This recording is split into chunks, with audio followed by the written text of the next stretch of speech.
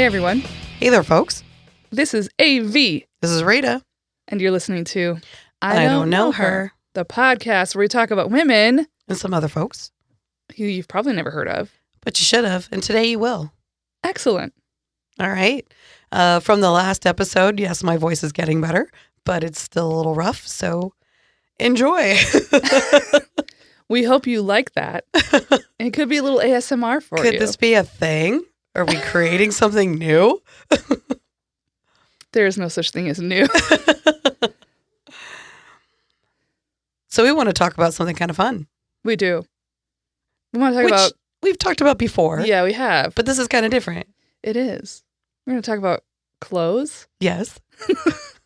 Specifically the clothes that you put on and you're like, oh yeah, now I'm fly. The kind of clothes that make you walk out the door and feel like you could really fuck shit up. Yeah. Or fuck people. Yes. You could get anyone you want in that outfit. Mm-hmm. That's how you feel. So AV just bought, I don't want to just say a shirt. No. This thing is an entire fucking vibe. Yes, it is.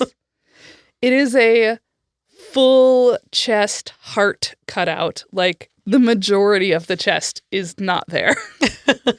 And Yes. It's a crop sweatshirt. It defies all logic, right? It's a sweatshirt, but it has like no material. But I bought it specifically because a trans person I know that I follow on Instagram was wearing it in a post in a story, and I was like, oh my god, I have to have that. And then I was like, hey everyone, should I buy this for myself? And it was 100% yes. So I did, and it arrived on Christmas Eve, which I didn't expect because I was like, oh, it'll come like somewhere around New Year's.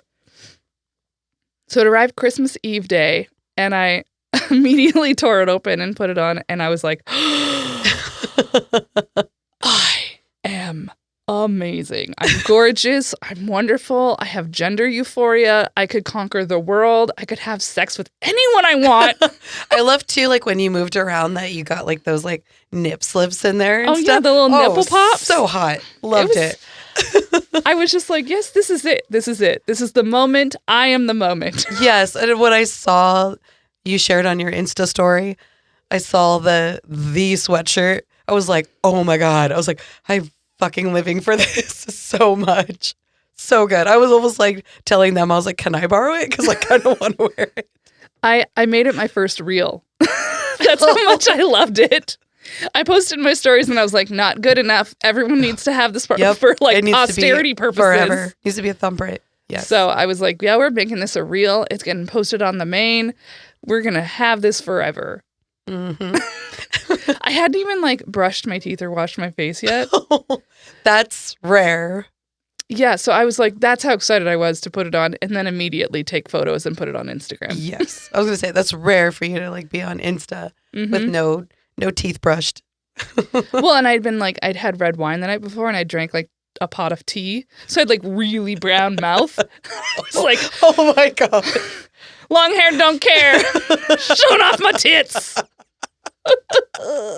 Oh my God. I love it so much. Yeah. And I just, and also like, I was explaining this to my wife and my friend on Christmas Eve. Like, I thought that gender euphoria was like, you felt good. But beyond. It's not that at all. Like when people talk about euphoria, that's what they mean. They mean like you feel high, you feel like you could conquer the world, you feel like you finally fit, you feel like everything in the world has aligned for that moment. And that's what that piece of clothing made me feel. Mm.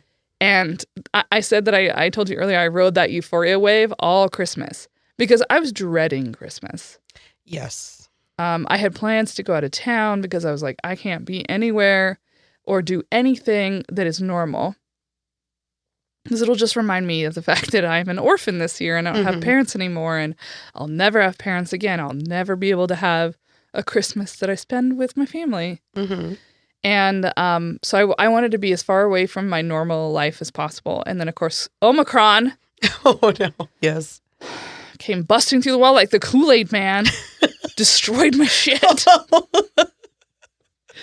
So I just picture the Kool-Aid man, but he goes, Omicron. Instead of, oh yeah. Also, he's shaped like the COVID virus. Oh shit. So in any case, I was just not feeling it. And I was like, this is going to be a miserable Christmas. And then I put that sweatshirt on and I was like, euphoria. I love it. And I love that for you. And then Christmas Day, I wore my coveted, amazing, gorgeous, completely sequined blazer. Beautiful blazer. It's like so beautiful. It's like a tux jacket, but made of glitter.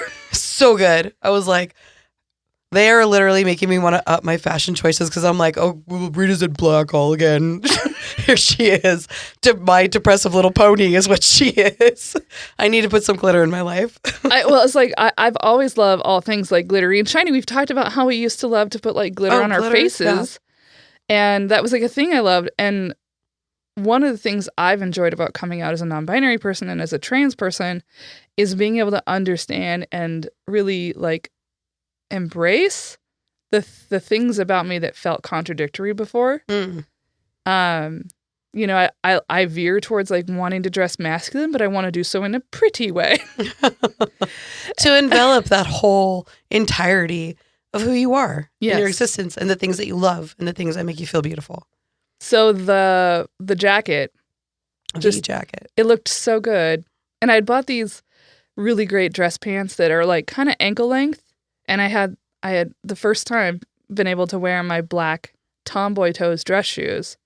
And I just looked fly.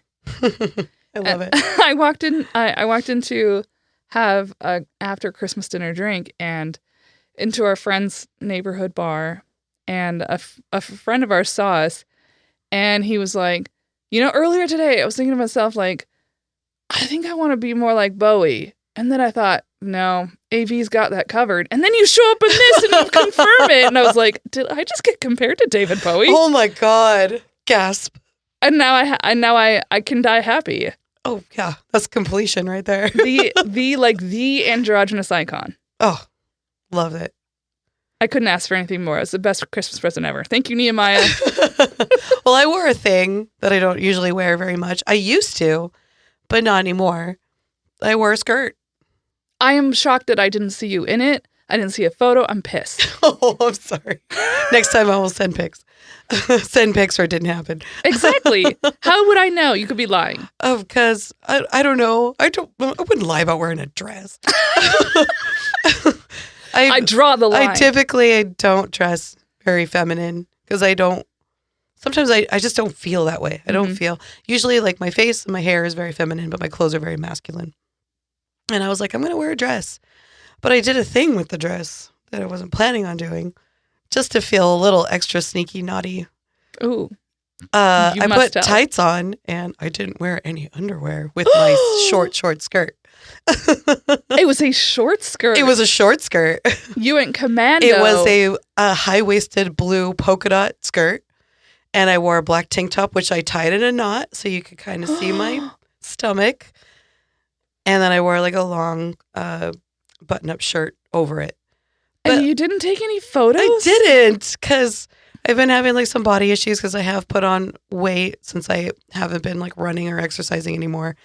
But I was like, I still feel like I could pull outfits like that off. Like, I feel like you shouldn't be hindered by body size. No. And I tell that to people all the time. And I was like, I need to start telling that to myself. So, yeah, I was feeling kind of fresh. So, put a skirt on, came to work. And one of my coworkers literally said, oh my God, you're so cute.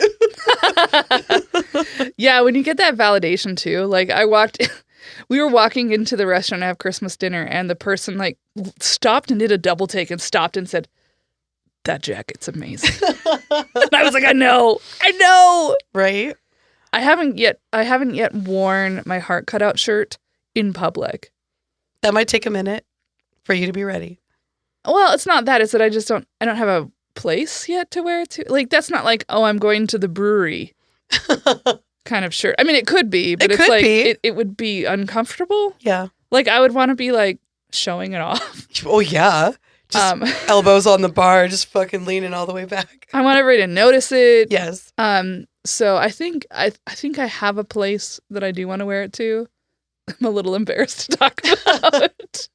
There's this bar here in Spokane that is like, it definitely doesn't know COVID exists. Oh, God. But it has really great drag shows. Like really great. Yeah, the kind that's like, you feel like you're in on a secret. Oof. It makes you feel like you belong. Mm-hmm. Abby and I stumbled in there the other night. Like we'd gone to eat and we wanted to have a drink. And we didn't know where to go. And that bar is really close. And so we decided to just like stumble in there kind of. Mm-hmm. And like no one's masked. No. I was like, what the fuck is happening? No. And so at first my anxiety was just like through the roof. Mm-hmm. But, and I know that like people at home are going to be like, you should have left. And I get it. But here's the thing. I'm completely boosted. You know, it's their choice not to wear their fucking mask. I wore mine and I'm safe. Mm-hmm. So I'm going to be fine. And if they want to risk their lives, that's fine. Whatever. I had a good time. I stayed safe. I'm a safe person. Mm-hmm. And I really did have a very fucking good time. And there was a drag king. Oof. And like Yes. a lot of the drag shows around here just give kings the short shrift. Mm-hmm. And they had a king who did like 3 numbers. 2 of them were duets with other queens, Nice. which was really cool.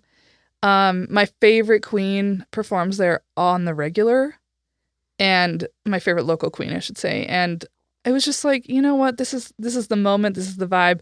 So if I was gonna wear that sweatshirt anywhere, It'd be there. it's gonna be there because it was also only queer people, Oh, the whole fucking place, nice. and like really queer. Like there were trans women who came in, trans men who came in, people of all different genders.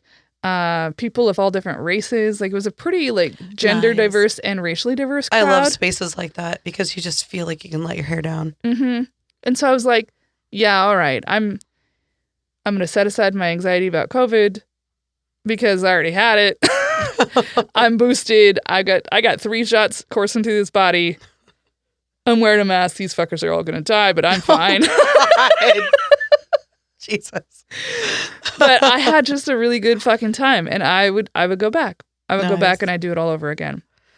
I want to wear more skirts You should. because it makes me feel, I don't know what it was, but it just made me feel kind of flirty and fun, which I want to feel lately, especially being separated now. Yeah, and you want to get out there and feel like confident and Yes. free and independent. And also, I know I look good.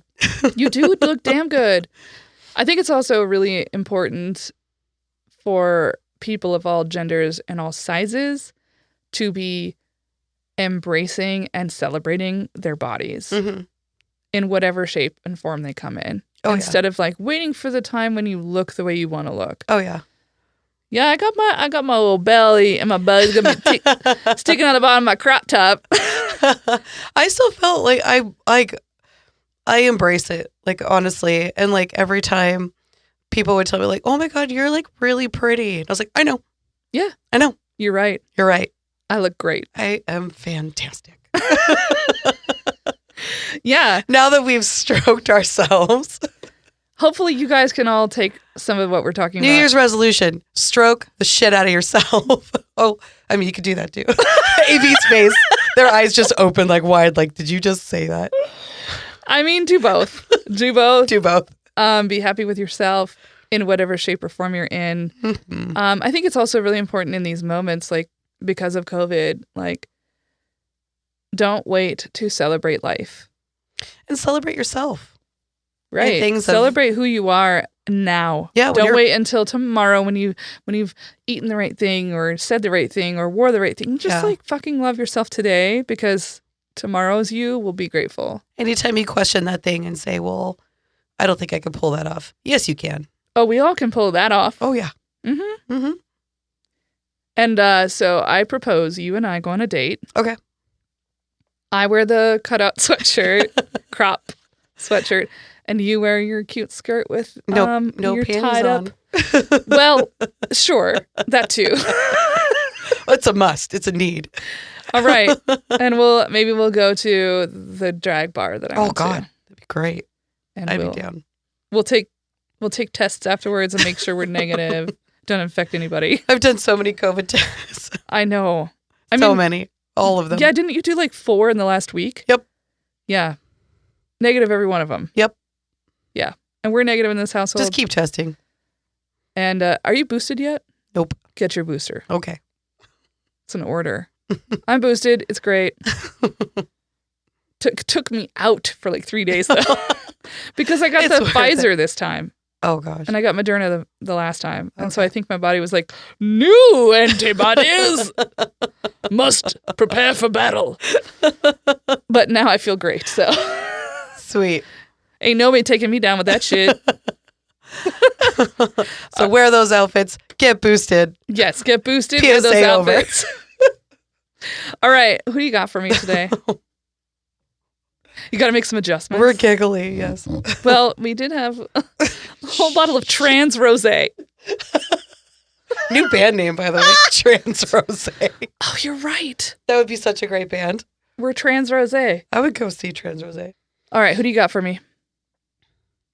Do you know who Rebecca Lukens is? The last name sounds familiar. Lukens. I don't think so. She's the first CEO of an industrial company in the United States. Definitely not. Not what I was thinking at all. So she was born Rebecca Webb Pennock on January 6th, 1794. Okay, we're going way back to the 18th century. We're going to the way back, way back. Okay. Yes. She was born in Pennsylvania. She was the oldest. It said the oldest of her surviving siblings. So imagining late 1700s, probably not everybody's getting through all the illnesses. No. Not surviving. No, they still didn't wash their hands. No. Her father's name was Isaac and her mother's name was Martha. Her father built and operated the Federal Slitting Mill. Yes. Hold up. Did you say slitting? Slitting. SLITTING? ING. The fuck does that do? What is a slitting? I was just going to get into it if you let me. Sorry. I'm so sorry. Too much rosé. Trans rosé. So a slitting mill was a specialized type of an iron forgery. It's where they heated and rolled giant chunks of raw iron, shaped them into plates that were then cut into iron rods, and then they were sold to blacksmiths. So, fun fact, I learned a lot about iron. Well, and it was in Pennsylvania. Is this outside of Pittsburgh? I think so. Because they're like the ironworks over there, right? Yeah. That's their beer of Pittsburgh is called Iron City, or as Pittsburghers call it, Iron City. Iron City? Iron City, yeah. Iron City. Oh, geez. Yinzer's gonna go downtown and drink some Iron City. Oh my God, Abby will hate me for that. Because I cannot do an actual Yinzer accent without throwing a little bit of a Southern accent in there. Because I can't. It's just part of my nature. Well, I mean, the Yins is really hard to. I mean, it is. A Yinzer accent is hard to do if you're not from there. Super hard. Although fucking, you know who pulled that off? Kate Winslet in The Mayor of Easttown. True story. Like I said, I learned a lot about iron. So did you know what a raw chunk of iron is called? Have you ever seen it? It's like a giant, really chunky, like a head of cauliflower. No, I thought it was like rock. It is rock, but it looks like that. It looks like real. Oh, what's the word? Like I said, like a head of cauliflower, but it's called an iron bloom, is what it's called. So so it looks kind of like a flower. Yeah. So you pull that out, and so that's what they would do. They would melt that down, sheet it out, chop it up, and then that's how you would distribute it and sell to blacksmiths. Okay. So obviously iron was a pretty lucrative business for her family. They did very well. Her family was pretty well off. She was really well educated. She was very independent, and it was said that she was her father's favorite child, which I don't think parents should have favorites, but they do. They always do. They always do. Mm-hmm. I was not my mom's favorite. I wasn't either. I was also my mom's only living child. But bum. Oh, no, sorry, everybody. Downer of a joke. Well, her father did take quite fondly to her, to the point where he would, and this reminds me of like a couple of stories that we've had where he took her to work with him, showed her how the business ran. It's like almost like some parents see themselves in one of their children, so they tend to dote on them just a little bit more. Yeah, I agree. So she learned how the business ran, what they did there, how it operated. She was an avid reader. She was a real big bookworm. She was always willing to just any information absorb. He would not only take her to work, but he also took her on business trips. And later in life, she's talked about how she loved joining her father on his excursions of going and talking to other businessmen, other dealers, other business owners. And that was part of what fueled her passion for business, which I understand because my parents used to take me on trips with them all the time, especially my mother. And like watching her work, I think really has made an impression on me in my life of like how hard I work. Because just like seeing your parents when they're on, it's a whole different story because they're somebody different than that person that you live in the house with. Yeah, you get to see your parents as people. Yeah. Not just mom or dad. Yeah. They're, oh my God, they exist outside of our house. Holy shit. It's like when you see a teacher in the grocery store and you're like, wait a minute. It's that idea that like they have lives outside of you. And when you're a kid, like you just don't, you can't conceptualize it until you see it. Yeah. Definitely can relate to that. Her mother wasn't too happy that she was learning about the business, traveling with the father. Rebecca said that her relationship with her mother was strained for pretty much her entire life. Typical story of mom wants daughter to stay at home, be a lady, maybe not run around an iron forging mill. You should be a proper lady and wear dresses and not work with iron. Yes, exactly. Forging iron. So her family were Quakers too. I was swallowing, but go Quakers. Go Quakers. I really like Quakers. I didn't know this, but apparently Quakers really highly like appreciate education. Yes. For all. Uh-huh. Yeah. They're quite progressive. I didn't know that. They were more progressive than anyone else. They were also abolitionists. I didn't know that either. They were for women's rights. Holy shit. Yeah, the Quakers had their shit together before everybody else did. Yeah, her family, they were fairly open with her education. She got educated all the way into her late teens. Like not just up to like 12 and then she had to, start learning about how to be a wife. Yeah, they were like fundamental in the Underground Railroad. I had no idea. In the North. I always thought Quakers were pretty stingy. Yeah, I know. They kind of have this like image of like the like men in black suits and the women are like really like made up in like prairie wear. Yeah. But like that's not how they actually lived their lives. They were real progressive. I mean, for the time and for their race and for their, we have to put all these caveats on. But as far as people went at the time, Quakers were much more progressive. Like even in Stamped, the definitive history of racism in America, they talk about Quakers, like this one guy, like one of the first guys who was like, I think slavery might be wrong, and they like burned him at the stake. Oh my gosh. So I mean they were like way back in like the 1500s. Were like, I don't think slavery is right. Jeez. Yeah. And they were punished for it. But it became a very like fundamental part of the Quaker culture and religion. It seemed like from what I read, it was very progressive. Yeah, I mean for the time and for who they were, very, very progressive compared to everyone else. Exactly. She ended up going to 2 Quaker boarding schools, one when she was really young and then one as she went into her teens. And she finished her education in Wilmington, which is where her family was living. On a trip to Philadelphia after completing she did do a finishing school. She met a man named Dr. Charles Lukens, obviously, and that's her last name. So her and Charles got married. He was very successful. He had a medical practice. They hit it off really fast. And the information that I read is that he proposed on their second date. And I was like, wait, do Quakers date? Like, do they date? Yeah. I mean, they're not, again, they're fairly progressive. Okay. One of my favorite suffragists who I've always wanted to talk about was a Quaker. And she just never got married. And they were all like, fine, that's cool. Awesome. Get down with your bad self by yourself.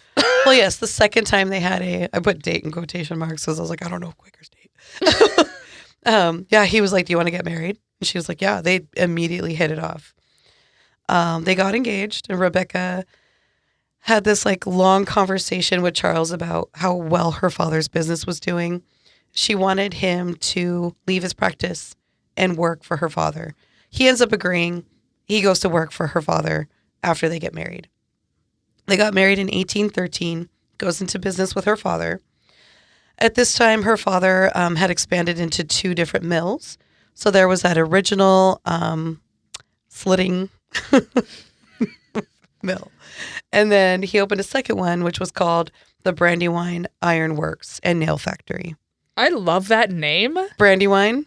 The Brandywine Iron and Nail Works Factory? Yes. That's a great band name. We're just coming up with all the good band names. They're gonna be like the Avett Brothers and like those cool like bluegrassy bands. The Mumford and Sons. Yeah, but Mumford and Sons without the shittiness. But they're dressed like Quakers. Yes. I'm into it. We'll get this going, don't worry. We'll find some people. And we'll dress like Quakers because apparently we think we know what that is. After about 3 years of working for her father, Rebecca and Charles had 3 kids at this time, and they began operating Brandywine Iron Works together. They paid her father rent. They paid for all the maintenance and the improvements for the mill. And this is for Lucas. Their lease to her father was $420 a year in 1816. What would that be now?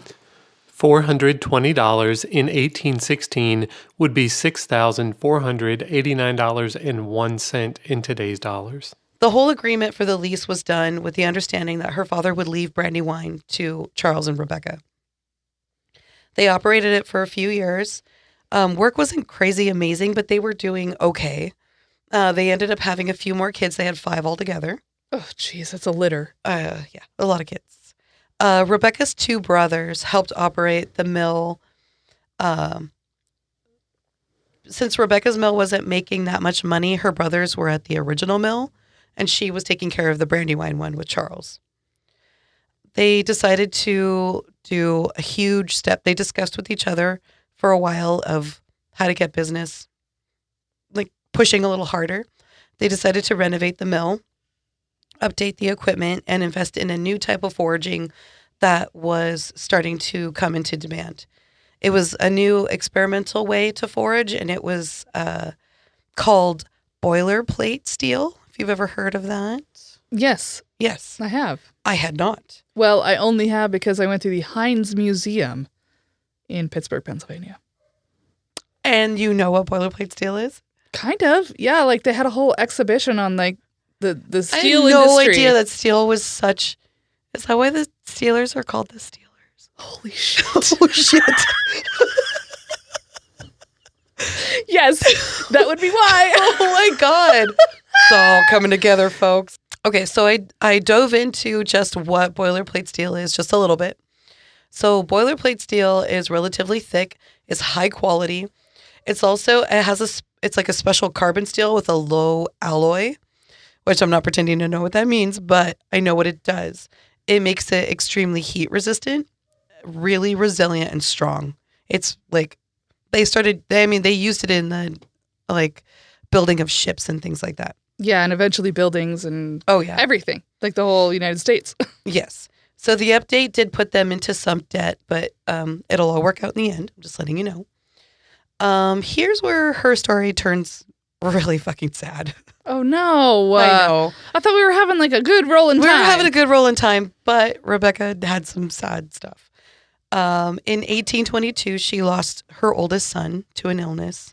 Oh, no. In 1824, her father passes away. Mm. And then later that year, her second son dies. Oh, my God. Why? The illness. It's like, was it tuberculosis? I'm not quite sure. This is the early 1800s. Consumption? Maybe. That's They didn't say what. Everybody died of the consumption then.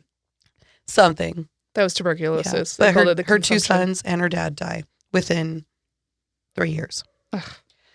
Sad. To make things worse, even though her father had promised her Brandywine, his will did not state that clearly. No. Yes. So Since the mill wasn't booming, her brothers left Brandywine alone and they focused on the original mill. But her mother was being kind of a shady bitch. She didn't approve ever of Rebecca being part of the mill process or even running it with Charles. So she started to contest the rights that Rebecca had to that mill. She was legitimately conspiring against her own fucking daughter. Yep. Ugh. Yeah. Sometimes moms are the worst. They are. And things started to look up a little bit. So Brandywine received an order for enough boilerplate steel to construct the first iron-hulled steamboat in America. Oh. Yeah, because they were the only ones that were really doing this process. The steamboat was called the Codorus, and this was a huge contract for them, like big, like they had to pull this off. As they began the project in 1825, Rebecca was pregnant with her sixth child. Quite suddenly, though, her husband got sick. No. And her husband died. No. So in 3 years... She can't have like a no man dude thing happening. She lost 2 kids. She lost her father and she lost her husband. But more importantly, she lost like the thing that allowed her to run the fucking mill. Yes. Because you have to have a penis there. Yes. In that time. Yes. So without her father, without her husband, yikes. Yeah, no, she can't run anything. So she did not want to give up the business. She stepped into the role of managing the Brandywine mill, but and to protect the huge contract that they had gotten. She basically had to beg her employees to stay because a lot of them were like, your husband died, your father died, I'm out. Well, like, and I'm sure they were also worried about like, well, it's only a matter of time before this mill closes. Exactly. And I have to secure look out a job for my own fucking family. Yeah. So she had to personally like go around and convince employees like, please stay. This is my plan of action. I can do this, and convince people. I mean, some people left, but most people stayed. She did do it. She oversaw the completion of the largest order the mill had ever received to date, and the steamboat Codorus was launched on November 22nd, 1825. The contract that she completed saved the mill from bankruptcy. It established her company as a competent company, and it ended up making Brandywine Company the nation's chief producer of boilerplate steel. Nice work. Yes. Her company began to get contracts for more ships. She started moving into locomotives and steamboats. She even started to ship her product overseas to England because they were building trains over there. Her steel mill became the leader in production for boilerplate steel for all the iron rails and for the railroads. Okay. Yeah. Okay. She was said to have a quality fucking product because she made sure that everything came out. She settled for nothing less. And you don't know where it was? Was it in Pittsburgh? In Pennsylvania? Yeah, do you know? It was called Brandywine Ironworks, right? Yes. I'm not sure about the exact location.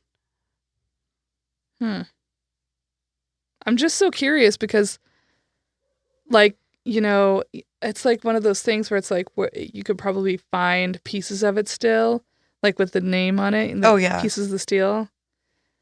Yeah. Anyway, continue. Her company began to get contracts for more ships, locomotives, and steamboats. She even started to ship her product overseas to England to help build locomotives over there. Around this time, she also loses another child. Seriously? Her 15-year-old daughter died. And literally it was just like a blip. Like, oh, and by the way, her daughter died. Yeah. And I was like, what? From what? The amount of grief that person is going through. Oh, yeah. That's too much for she one literally, person. she had so much grief, but she kept just pushing it into work and business. By 1834, she paid off all her debts. Way to go. Mm-hmm. That's a huge accomplishment. It is. And she was doing so well, she decided to expand the entire facility. She opened up a store. She opened up a warehouse and a saddler shop. So during the slower times at the mill, she was able to like supplement her other businesses to help the mill and back and forth. Yeah, so she's doing like the Magnolia shit. Oh yeah, she was really freaking smart with her money. She also decided to invest in her employees by building units of housing for them, creating incentive for people to stay and work for her. I love that. I love that so much. Yeah. That's fucking smart as shit. Mm-hmm. During her success, she did have to start a battle for her company with her mother. Of course. Yes. Because her mother doesn't want her to have nice things. Oh, yeah. She never wanted her to have nice things. She did not want her to have the mill. Also, because the will was written so weirdly, she didn't really have like a foothold to it. Was it just that it was vague? It was vague. Yeah. Okay. So her mother wanted to take Brandywine and give it to her brothers. And it's documented that she had to fight over her property with her mother for almost 20 years. That is some bullshit. Yes. Even after her mother died, her brothers picked up the fight and started to fight her for her business. Well, yeah, because it was successful and they wanted their money. Exactly. They were like, you're a woman. It's rightfully ours. Exactly. Even if we've not worked for it. Even if you and your late husband built it up and had the idea to do this new technology with steel, which was made a gamble. the company. It was a gamble. Total gamble. They went into debt over it. So her brothers sue her over inheritance for Brandywine property. She was planning to go to the Superior Court of Pennsylvania to fight for the property, but documents show that there was probably a settlement. So what she did was she paid quite a bit of money to her brothers to say, leave me alone. Leave me alone. And her brothers took it and they left her alone. She ended up winning sole ownership of the entire Brandywine Ironworks. Very cool. After she established her ownership, she started to put more control into the hands of her daughters. Yes, which I love. Yes. She taught her daughters how to do the bookkeeping, how to manage, how she operated her business. She let her daughters, Martha and Isabella, slowly take over the management of Brandywine with their husbands. Her son-in-laws came in too. She ran the company till about 1847. And when she stepped away at the age of 53, she was the nation's premier manufacturer of boilerplate steel. Very cool. When she retired, her company and her property was estimated to be worth about $100,000. That's in the 1800s. I wonder what that is. Lucas, tell us. What would that be in 1830? $100,000 in 1847 is the equivalent of $2.8 million in today's dollars. Huh. It seems like it should be worth more even in the 1800s, right? It seems like it, but I'm not sure what that money meant back then. Yeah. She wrote out a very careful will. She learned her lesson. She learned her lesson. She wrote a really careful will for her daughters and her granddaughter. She didn't want to leave them in the same mess that she had been in. I mean, 20 years is a long time to fight over property. Mm-hmm. She made sure that they had rights to the business. She made sure that they had homes that were gifted to them from her so that they couldn't be taken away from her daughters or her granddaughter. She lived on the Brandywine estate until December 10th, 1854. At the age of 60, she passed away. Oh, that's quite young. I mean, not in the 1800s, I suppose. Well, she lived longer than all of the rest half of the her people, yeah. About more than 30 years after her death, Brandywine Iron and Nail became publicly traded as Lukens Iron and Steel, so it was named after her last name. It was a Fortune 500 company for quite some time, and it was managed for 125 years through all of her descendants. Whoa! Yes. In 1994, Fortune magazine recognized her as America's first female industrialist leader and inducted her to the National Business Hall of Fame. That's fucking cool. The company remained listed on the New York Stock Exchange till 1998. And it finally got purchased by, I think you might know this company, Bethlehem Steel. Yeah, I do. Yep. They absorbed her company, and now Bethlehem Steel is what Lukens Steel was. Fun fact about her diary was found 150 years after her death. Whoa, that's my favorite kind of shit. Yes, I want it so bad for myself. It reveals a lot of her personal struggle that she did not put out there. Losing her father, losing her husband, losing her children, but also being a woman who was running a business. Also, she talked a lot about losing Charles specifically. She felt like he was very much her best friend, and they had a dream together. They consulted each other. He never made her feel lower than, less than. They were in this together. And she had written that when he was dying on his deathbed, he was like, please continue to do this because this is what we wanted to do. So her like push was to kind of continue that promise that she had made to Charles of, I'm going to make this work. This is our dream that we started together. Mm-hmm. It was very short, but that is my story about Rebecca. I loved Rebecca's story. I know, and I had no idea. And I learned a lot about steel, which I really do love. You know, I like to nerd Yes, out on you that do. stuff. One of these days, you're going to come to Pittsburgh with us, and Okay. you're going to see what steel built. Well, you were saying, so there is a museum there. Yeah, well, so we went to the Heinz Museum. So Okay. Heinz, like Heinz ketchup. Yeah. They started in Pittsburgh. So the original factory has a museum in it, and it talks a lot about American history, about the history of the Heinz Company, about the history of steel, because all of that is sort of wrapped into each other in the city of Pittsburgh. And they also have like some really cool parts of it on racism. Interesting. And stuff like that. So I really loved the Heinz Museum. And at the bottom of the Heinz Museum, in case you didn't know that this was also from Pittsburgh, Mr. Rogers' Neighborhood. So they have all the original shit from Mr. Rogers' Neighborhood. Like you can see the original train and his sweaters. That's amazing. It's fucking great. Go to the Heinz Museum if you haven't. I'm sure they probably have something. I mean, because obviously she's so close. I know that the district that her, the mill was in, they've registered like as a national historic place. And there is a museum. I forget what it was called. Yeah, I was gonna say I was just looking up. There's like a National Iron and Heritage Museum or something in the town of Coatesville, which is where her company was based. Yeah, which is outside Philly, and also Philadelphia is really fucking cool too. Don't go to Liberty Bell though; that's what a waste of your time. Oh God, they have so much better shit there. I really did enjoy this story. I got my information from steelmuseum.org. That's how I learned about the low alloy. Yes, low alloy. Also, the Global Business Hall of Fame, which she is a part of.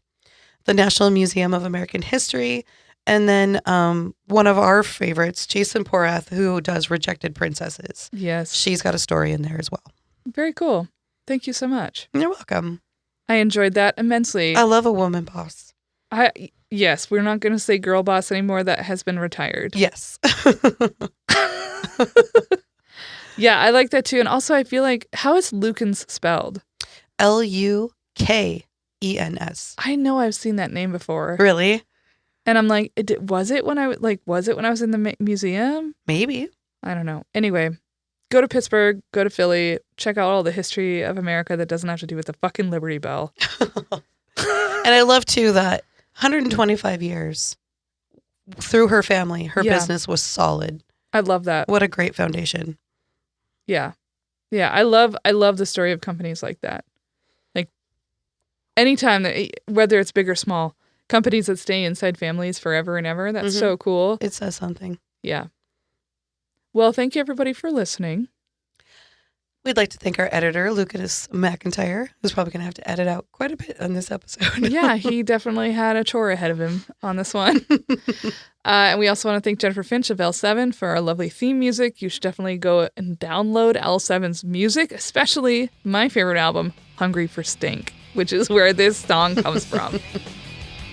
Well, thanks for your time, folks. Till next time. Till next time, goodbye.